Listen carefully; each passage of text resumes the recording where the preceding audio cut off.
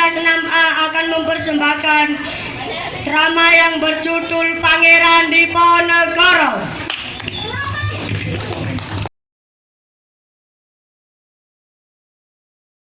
Dan pengkhianatan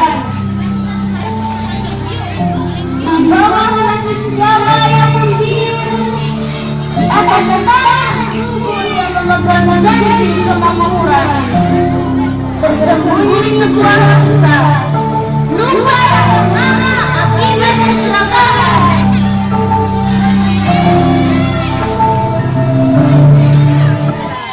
Anakku sakit benar, aku tak sanggup lagi membayar biaya pengobatan yang mahal. Tanda kami diambil untuk jalan baru. Pajak tinggi, hasil panen habis. Bahkan jalan itu melewati makam lalu Pangeran Diponegoro di Tegalsari. Penghinaan apa lagi ini?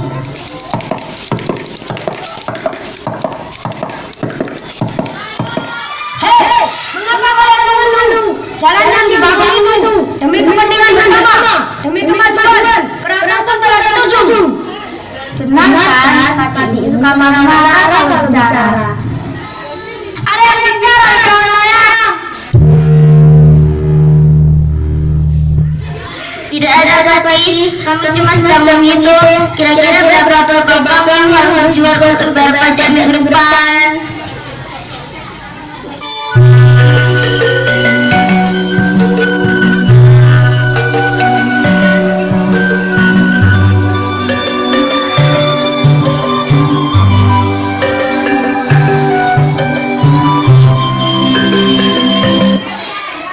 Waktu di belakang memegang biji pada kosong Pangeran Diponegoro dan Kiai Raja hampir.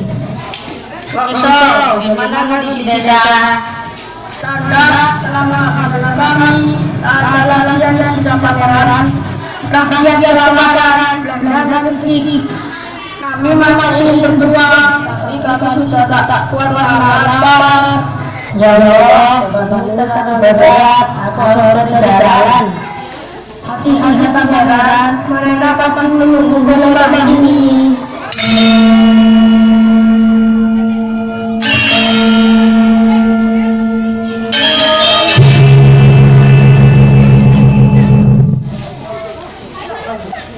Semua yang berasa sakit. Namun pembelajaran ini bukanlah akhir. Ia adalah awal dari kebangkitan, sebuah seruan yang lebih dari sekadar panggilan membela tahta, melainkan panggilan membela agama dan iman.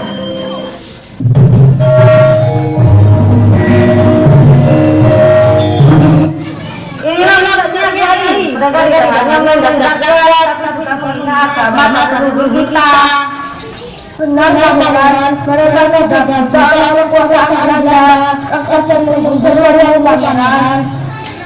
Saja pangeran kamu dan para prajurit dalam mereka dan ingin tidak mereka gagal. Saya dan prajurit wanita siap menjadi mata dan telinga, menyebarkan informasi dan kritis di perjalanan. Bagus, kita sudah melatih perjalanan. Kita kobarkan perang Nabi. Allahu Akbar.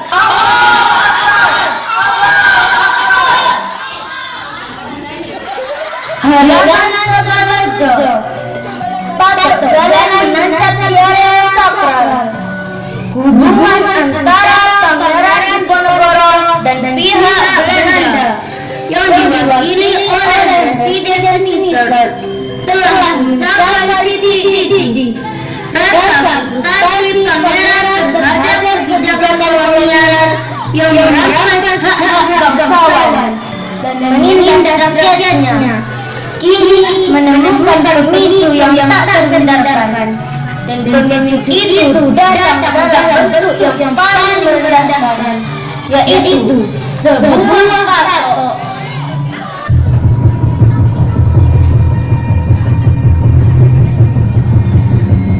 Siapa pasukan Diponegoro tersebut? Kita sebentar semua pergerakan mereka dan sekarang cepat kabar ini. Tapi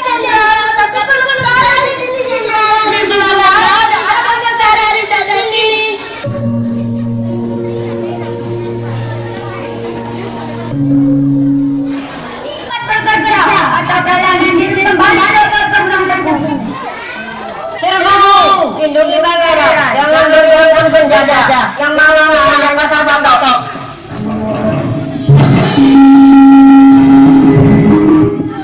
Iya, katanya mau belajar mah, ada mau belajarnya mau mirip. Oh my god, saudara-saudara, siapa yang mengajar bapak tadi? Pangeran Diponegoro dan Gusti Ratu Agung berdiri di depan makam yang dipatok. Pangeran, jalani hal harus lurus, maka leluhur Anda tidak penting. Ini kebenaran. Tidak. Kau pikir kau siapa? Kau menentang dan penting.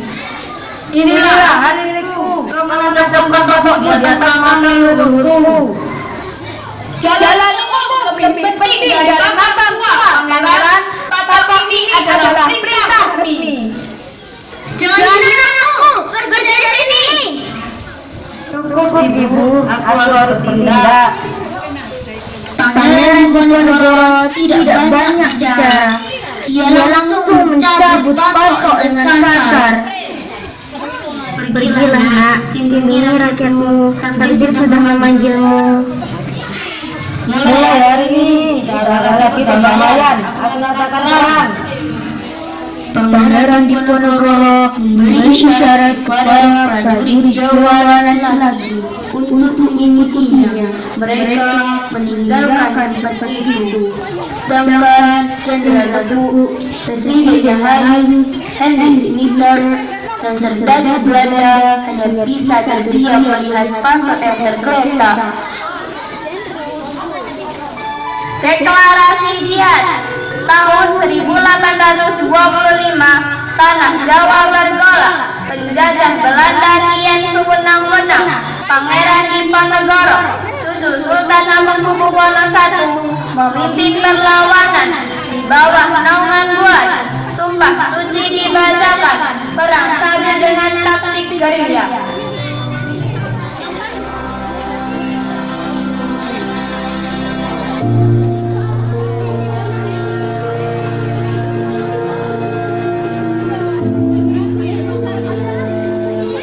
Saudara-saudaraku, sudah habis kesabaran kita. Mereka mematok tanah leluhur kita, merusak adat, menindas rakyat. Apakah kita akan diam saja melihat kezaliman ini? Tidak. Ini bukan sedang berpetaka. Ini pelanggaran prinsip, pelanggaran membela dan mempertahankan keselamatan kita.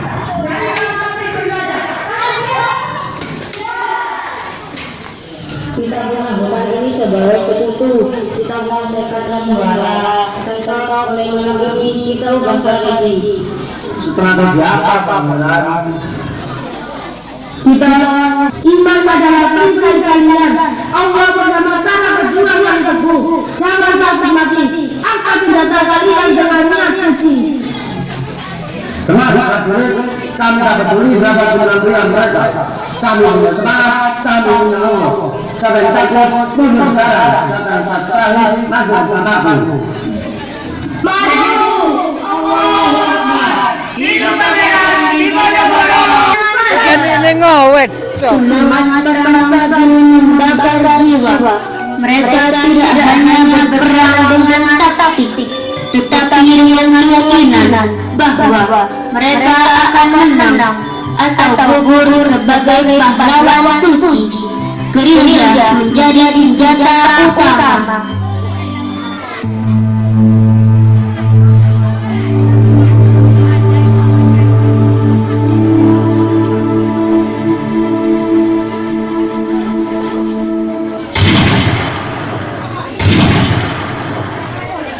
Posisi, ingat persatuan serta pukul hilang. Jangan berdiam diri. Panggil mereka ke hutan. Mereka terlalu banyak, Tuan. Mereka meminta bantuan dari Magelang. Jumlah kenalanmu. Lakukan yang terbaik. Sisanya serahkan kepada pencipta. Fokuskan serangan pada bencana fisik mereka. Kita ambil mereka. Baik, Pangeran. Prajurit, ikut aku. Allah.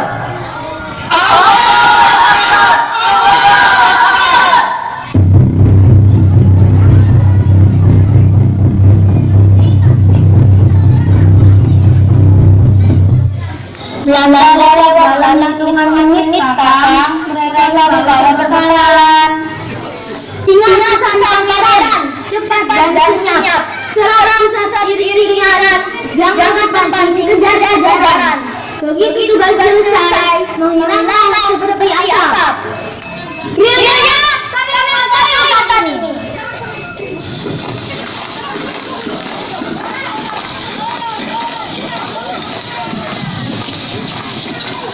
Sekarang, Allah Akbar.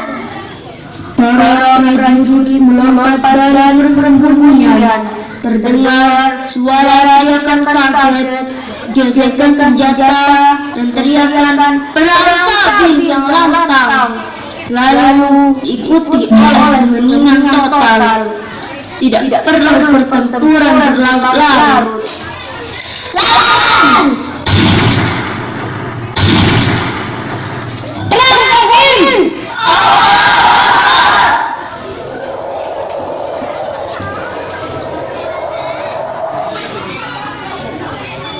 Kembali ke tenda, Pangeran Diponegoro sedang melihat peta di bawah cahaya abad.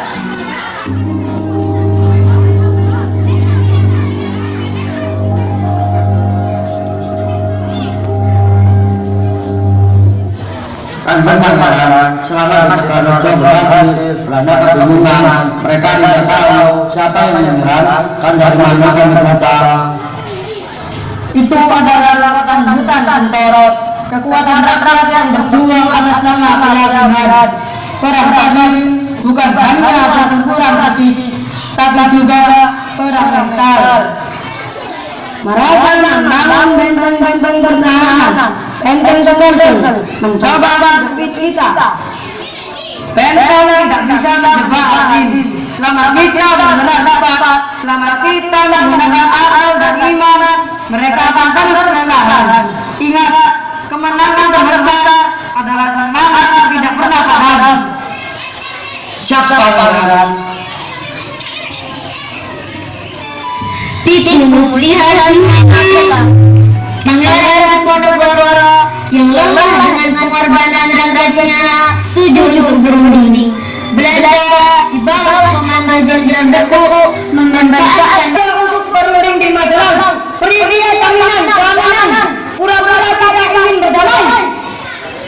Jaminan itu diberikan jaga. Saya datang. Saya harap perundingan ini tulus. Anda harus menghentikan perlawanan selama. Saya akan hentikan jika kalian mau keluar dari tanah Jawa dan mengembalikan hak-hak rakyat.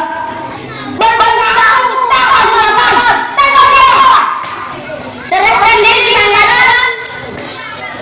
Kalian memang pengecut dan mistik. Kalian melanggar janji. Tapi ingat, walau kali ini kalian tahan, jiwa perjuangan takkan pernah kalian bunuh. Pangeran Diponegoro ditangkap dan digiring keluar.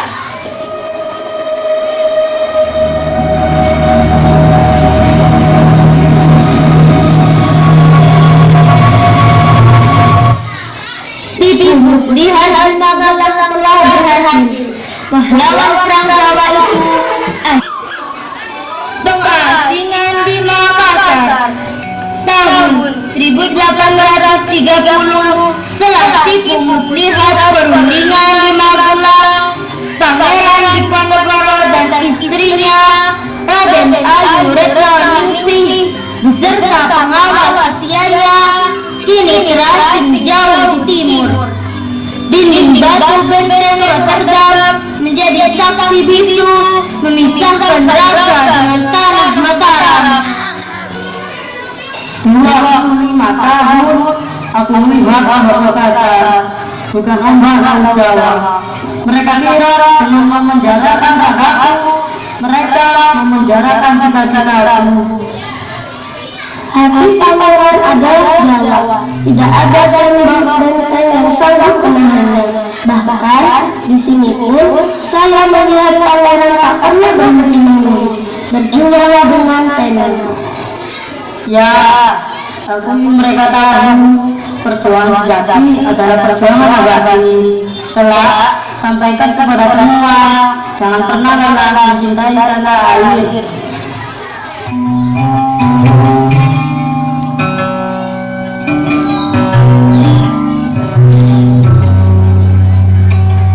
Di balik dinding benteng ini, sejarah tidak berhenti. Ia hanya berpindah halaman. Pangeran Diponegoro menukar garis dengan pena dan ditemani kekuatan. Wafatnya Pangeran Diponegoro Tahun 1855, tanggal 8 Januari, setelah seperempat abad diasingkan, tubuh sang pangeran mulai menyerah pada usia dan penyakit. Namun, api perjuangan di hatinya tak pernah padam. Malam ini, di benteng terdalam, bintang-bintang Makassar menjadi saksi.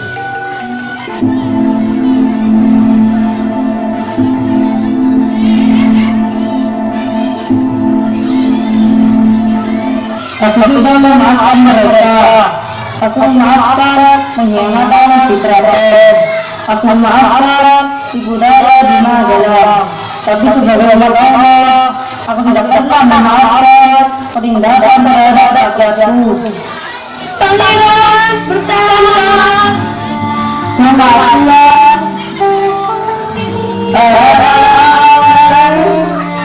keberadaan tadi. Beradaku di sini, tetap jiwaku kembali secara.